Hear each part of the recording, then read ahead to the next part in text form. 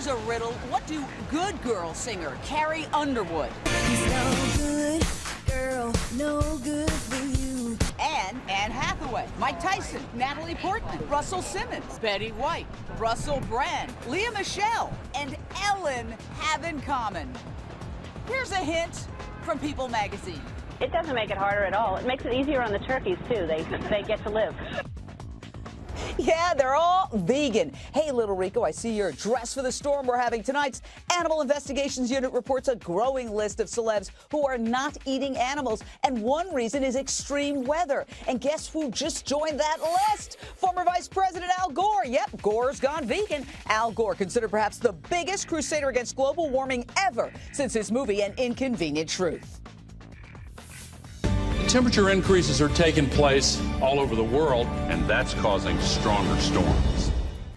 But then Al Gore himself had to face a really, really inconvenient truth. He was often criticized for talking about climate change over bacon and eggs without addressing the fact that meat production is one of the biggest contributors to global warming. So, as a vegan myself, I was thrilled to hear Al Gore is going vegan, hopefully inspiring others to switch to fabulous vegetables and fruits. People, here's the deal. Climate change is real. We see these massive storms devastating every part of the world, from the American Midwest to the Philippines. Fact, ice caps are melting. The seas are warming and rising, and that's creating more extreme weather. And meat production is one of the biggest causes.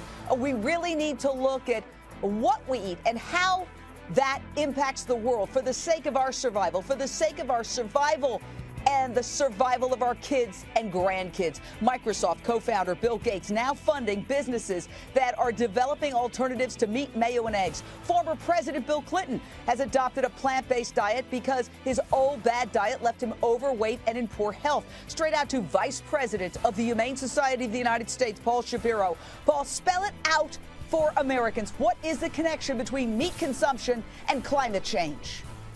Jane, we should be applauding Al Gore for his decision to adopt a vegan diet. The former vice president knows, perhaps as well as anybody, that global climate change is serious, it's real, and if we want to be serious about combating it, we need to start eating fewer animals and eating more plants, more fruits and vegetables, more vegan food. Jane, did you know that according to the Environmental Defense Fund, that if every American were to skip just one meal of chicken per week, just one meal of chicken per week, and substitute it with a vegan meal, it would be the CO2 savings equivalent of taking 500,000 cars off of U.S. roads. So for anybody who wants to protect the planet, we need to be looking not just at what type of light bulbs we're using, not just at what type of cars we're driving, but whether or not we're eating meat and how much meat we're eating. Or none at all, in my case. And I know in your case, you're 20 years of vegan. Congrats. Thank you. More and more animal farms today, in fact, virtually all of them, 90% of them, 99%, whatever, look nothing like the picture we have in our minds of that happy farm on green rolling hills. The Humane Society of the United States provided us with this aerial video of a massive industrial pig farm. As we look at this, what are, Paul, those silver buildings, and what are those giant square pools of brown that we see, and how is that connected to global warming? Jane, this is a massive pig factory. This is where about 99% of the pork produced in our country comes from.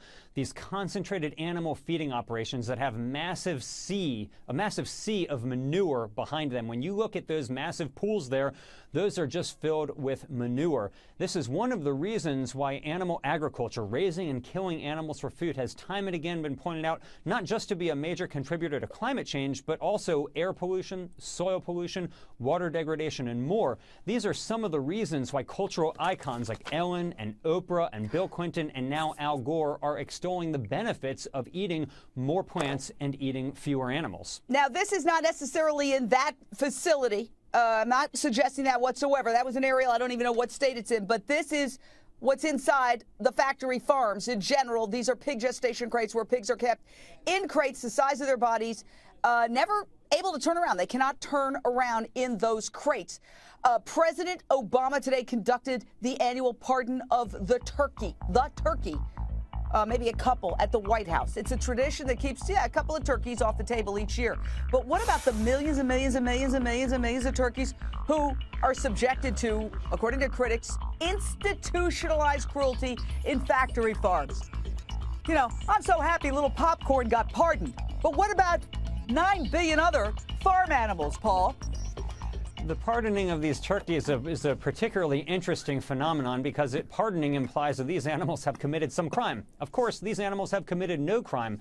The real crime is the institutionalized violence and cruelty that the turkey industry inflicts on tens of millions of these birds every single year. Like you, Jane, I'm glad that these 2 turkeys will be escaping the knife, but we need to consider the fact that they don't need a pardon. What we need is a better attitude, a type of live and let live attitude, an attitude where our relationship with other animals is no longer just based on violence and domination, but rather is based upon compassion and respect. And it would help us get healthier.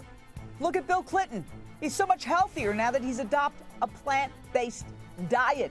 And by the way, we could solve world hunger like that because all the water and the grain that goes into producing animals could feed the rest of the humans on the planet. Thank you, Paul Shapiro, Vice President of the Humane Society of the United States. Up next, George Zimmerman. We all know him. He's in a heap of trouble right now. You'd think he'd be trying to keep a low profile. Not a chance. You will not believe how many guns cops say they found when they arrested him last week. You won't believe the amount of ammo. What's going on? He's in my house breaking all my I asked him to leave. He has his freaking gun breaking all of my stuff right now.